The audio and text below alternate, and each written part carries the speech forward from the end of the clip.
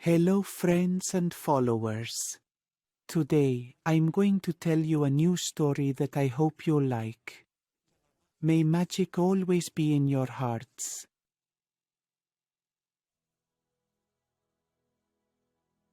This story happened in very distant lands, in a kingdom that may have existed, or it may not. Today is not just any day.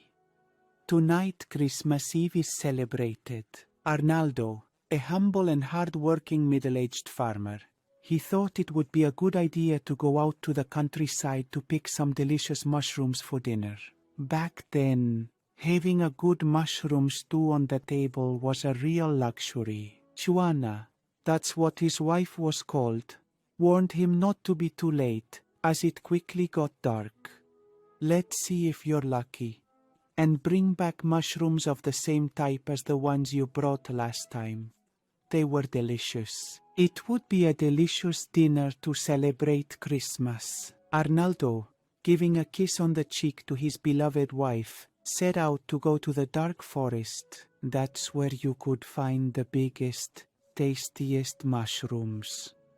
The forest he used to go to was named like that because the vegetation was so dense that the trees barely let the sunlight through. It was located a couple of hours away from the city, going at a brisk pace. It was a bit far, but it was worth it if the idea was to pick tasty mushrooms. It was very odd to find someone prowling around there. Apart from being quite far, the darkness that prevailed in it scared almost everyone. Arnaldo, who was not a fearful man, always enjoyed his mysterious solitude when he went. You could only hear the birds and some other small animals that lived there. When he reached the darkest and damp part of the mysterious forest, Arnold started to look for mushrooms, as it had rained quite a bit lately. He started to come across large and abundant specimens. He was in luck, because as soon as he searched a little, he was able to find the variety that his wife liked so much. She was going to get very happy. He started picking mushrooms so enthusiastically that before he knew it, he was lost in the middle of the forest. It was a place he had never been before, and he was completely disoriented. It was time to go home, and he was lost in the middle of that sinister forest. Turning around and around, he discovered a crack in the rock that seemed to lead to an exit. Arnold peeked through the crack, as he was very curious to know what was on the other side. What he saw left him amazed. It was a kind of micro-world that had nothing to do with the sadness and darkness of the rest of the forest. Without a moment's hesitation, he entered that mysterious crack. Once inside that place, he discovered it was a landing of peace and color worthy of a fairy tale. At the bottom of that wonderful place, he noticed there was a large cave. Attracted by a mysterious force and full of curiosity, he headed towards it. There was nothing to see inside, but he had the feeling he should explore it, and ventured into the darkness. At first, he could see nothing. He should be scared to death, but he wasn't. A silent voice was calling him. Suddenly, he began to spot a light at the end of the cave. He had to see what it was about, so he headed towards it. In front of him, something incredible appeared. Illuminated by a light that came out of nowhere, there was a book. On it, one could clearly read that it was the Book of Virtues. When he was a child, his grandmother had told him about its existence, but he thought it was just an old legend. Arnold was fascinated by the discovery. He started to leaf through it, and, to his surprise, all the pages were blank. It didn't contain a single word. After thinking about it for a moment, he took the book with both hands and, very carefully, put it into his basket. Once he had it well stored, he went out the same way he had come in a while ago. When he came out of the cave and reached the forest, he didn't know why, but he knew exactly where he had to get out from there. On the way back, the man couldn't stop thinking about the book. He had the feeling it wasn't coincidence that he found it. Something or someone had led him to the cave. After a long time thinking about it, he came to the conclusion that if he couldn't see anything written on the pages of the book, there was a reason. He had to give it to someone who could understand what it contained. He had only been responsible for finding it. He was so engrossed in his thoughts that, without hardly realizing it, he arrived in the city. As he walked down the main street on his way home, Arnaldo noticed a ragged woman sitting on a bench, with a little girl in his arms. He felt an inevitable urge to walk up to her. "Good morning, ma'am," said Arnaldo. "Are you all right?" The woman, raising her sad gaze, replied, "I'm never okay, friend. It's very tough having to feed your daughter and not having the means to do it. If you allow it, ma'am, I would like you to come with me and spend Christmas Eve at our house. We are humble people, but we will share with you and your daughter what little we have. My wife and I don't have children, and there's a bit of joy missing in our home. Do you accept the proposal?" The young woman, with an expression of immense joy, answered him, "Kind gentleman, of course I accept. We haven't celebrated Christmas in a long time, and my daughter and I will be eternally grateful." Arnaldo, with immense joy on his face, said, "You don't know the surprise my wife is going to get. Come with me. I live just a few minutes from here." The beautiful woman, rising from the bench where she was sitting, accompanied the generous stranger through the city streets. She didn't know yet that from that very moment her luck was about to change. After a few minutes of walking, Arnaldo and the woman arrived at the house. It was small, but very charming. To the girl, it seemed like a palace. They entered and the wife was a bit surprised by the unexpected visit. Juana, who didn't quite know what to say, started by greeting. "Good afternoon. I was starting to worry about how long you were taking. You don't usually arrive this late." "Well, I have two good news to give you," Arnaldo said very happily. "The first is that I've brought a bunch of mushrooms that you love so much. The second is even better. We have two guests for the Christmas Eve dinner. They are—" and the man fell silent, realizing he didn't know their names. "My name is Marta, and my little daughter's name is Alba," said the girl, saving Arnaldo the trouble. "I am Juana, and I am delighted to have you as guests in my humble house," said the woman with the best of her smiles.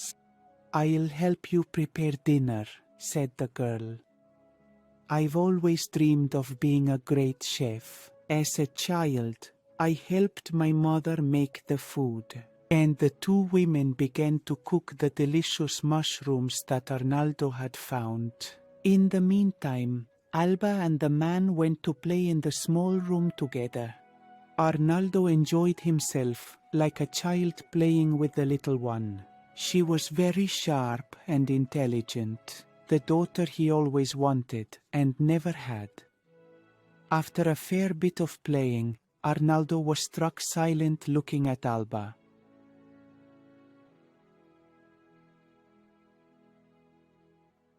In an instant, he had a revelation.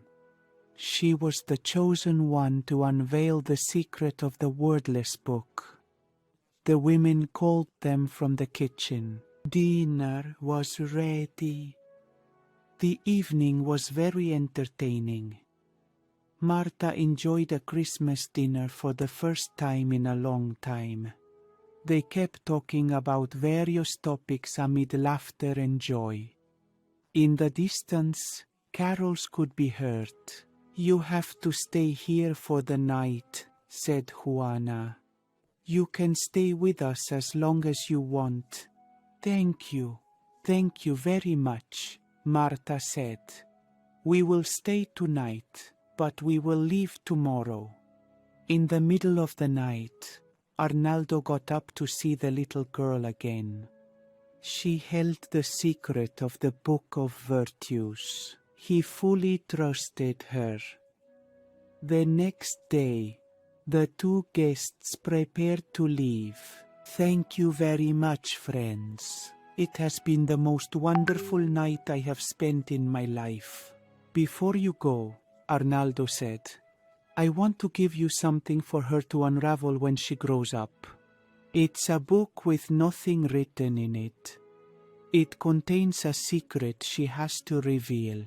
It is very important. Will you do me that favor? You should give it when you feel you're smart enough." "Of course I will." She didn't hesitate for a moment. "Thanks again." And saying goodbye with tears in their eyes, they moved away from the house. From that moment on, Marta and Alba's life changed dramatically. While they hadn't been lucky in life until then, now it was the complete opposite. Marta was able to fulfill her dream of being a chef in a big city restaurant and could give little Alba a good education. The girl grew up healthy and strong, plus she was extraordinarily intelligent. One night, when the girl was sleeping, Marta took out the book that this good man had given her. Until then, it was well kept. He started to watch him. He soon realized that although Arnaldo had told him that the book was completely blank, that wasn't entirely true. He had written an entire chapter talking about kindness and generosity. He also talked about a family that, having hardly anything, shared their Christmas dinner with someone who had even less than them. That story seemed familiar to her.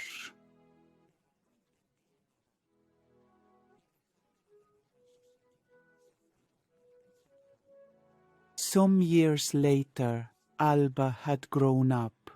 She was a little lady. Apart from being as beautiful as her mother, she was also smart and mature. She had the best grades in school, and, as soon as she got the chance, she studied any book that fell into her hands.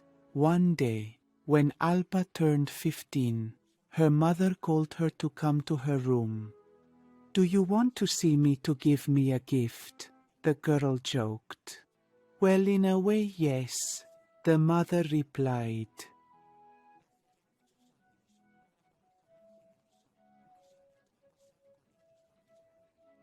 "You won't remember because you were still very young.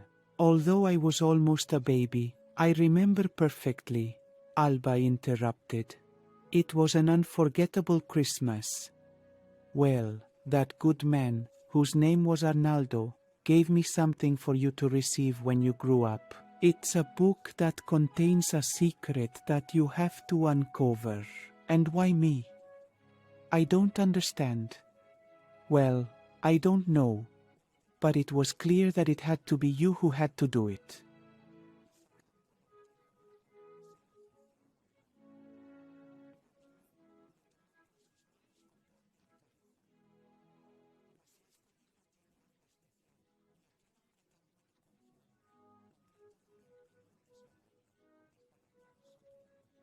"I know perfectly well that you will succeed," and she gave her daughter a hug.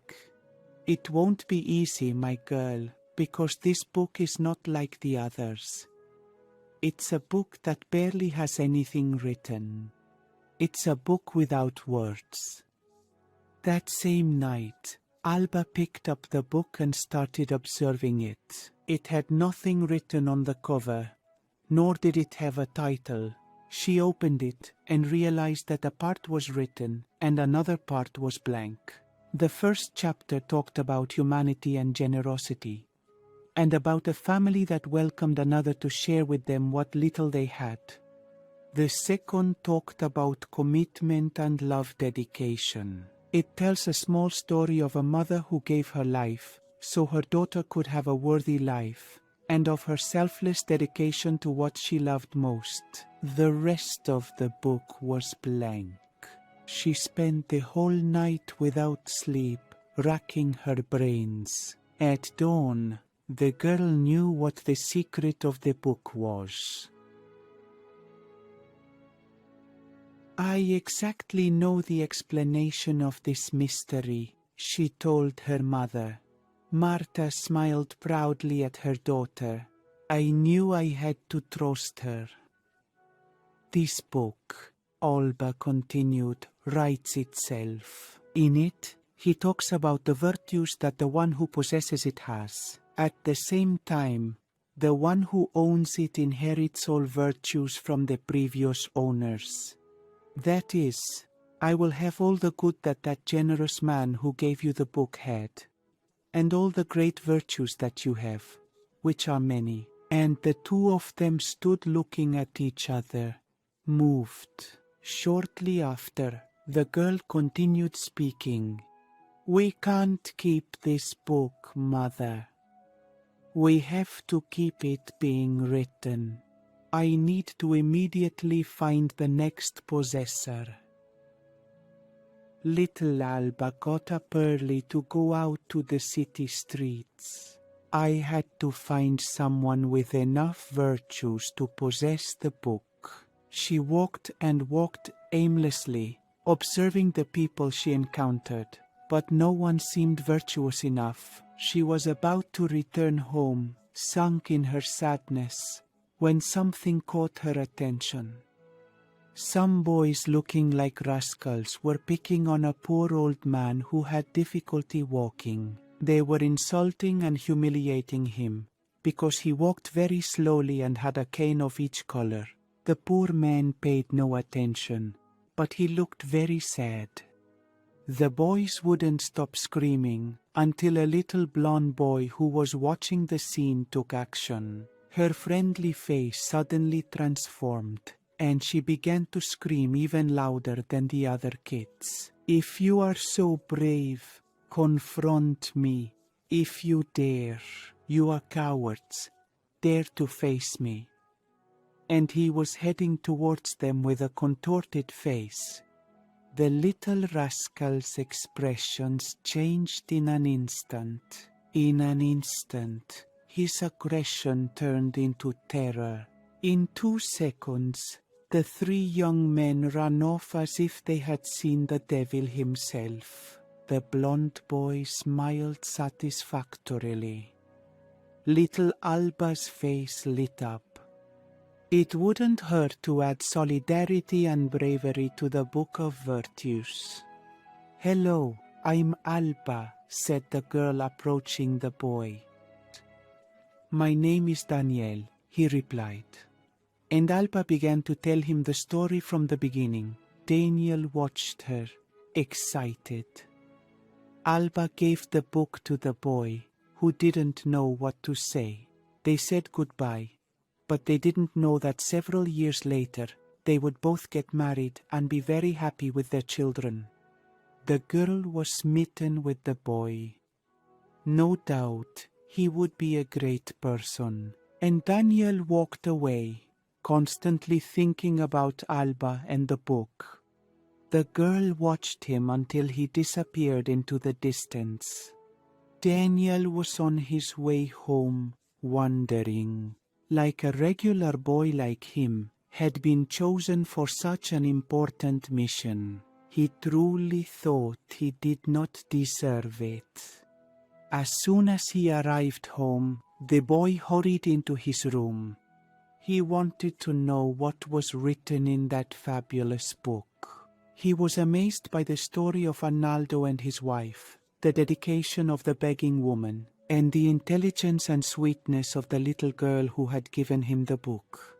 He spent the whole afternoon thinking about who the next recipient should be. After much thought, he decided that since he had little education or training, the next person should be really wise. Your mother always said that old Uncle Jonas was the wisest person in town. He lived alone in the countryside, barely interacting with anyone, and devoted his days to the study of literature, astronomy, and philosophy. The next day, Daniel got up quite early and went to look for Uncle Jonas. It's been a while since he saw him, and without a doubt, he would get a big surprise. It was about 3 hours' walk from the city. The house where he lived was humble, but it was located in a real paradise, on the shore of a river where Uncle Jonas fished for food. What a great joy to see you here, Daniel. You've grown so much, his uncle said with great tenderness. What brings you here? And the boy told him everything he knew about the book and how he got to it.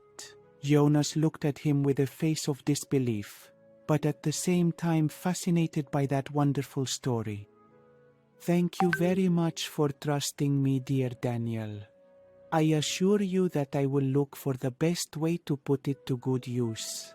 The boy, with a big smile, bid farewell to his dear uncle, telling him that he knew the book was in good hands. He gave him a big hug and left the way he had come.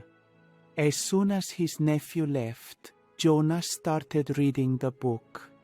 He was amazed by its content, a book that was written only with the best virtues of its owner. Really fascinating. The old man. It took him a couple of days to make a decision, but after thinking it over, he knew who should be his next recipient. Where are you going? The gate soldiers asked him. I want to talk to the king, Jonas said very seriously. Tell him he was a friend of his father, the great Nicholas. I come to bring something very important. If they don't let me through, I will have to use force. The guards were about to burst into laughter, but they held back, and after the appropriate inquiries, they let him into the throne room. So you were a friend of my father, said the young King Albert. Yes, sir. He came many times to the palace to instruct him in astronomy and a little more. I'm glad to meet a friend of my father's. And what is it that you want to give me? Old Jonas told him everything about the book, and taking it out of his basket, he handed it to the young king. Thank you very much for your valuable gift, replied King Albert. I will use it with the utmost diligence. And they both said goodbye as if they were lifelong friends. Alberto occasionally read the book so he wouldn't forget anything it contained. He was young and inexperienced, and it would help him greatly in his performance. And so it was that young Alberto ruled his people. With the kindness and generosity of Arnaldo, with the strength and love of Marta, with Alba's intelligence and sagacity, with Daniel's solidarity and courage, and with the great wisdom of Jonas.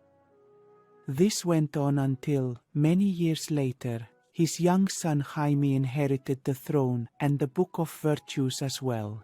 He ruled his people with the same efficiency and wisdom as his father.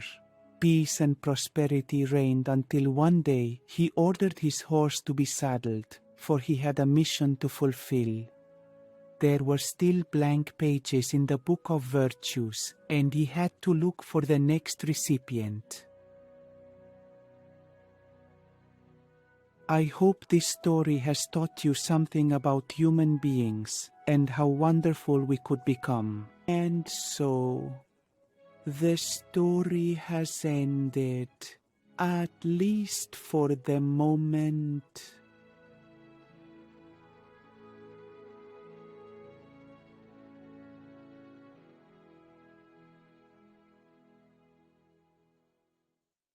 If you like this nice story, don't forget to give us a like and subscribe to the channel.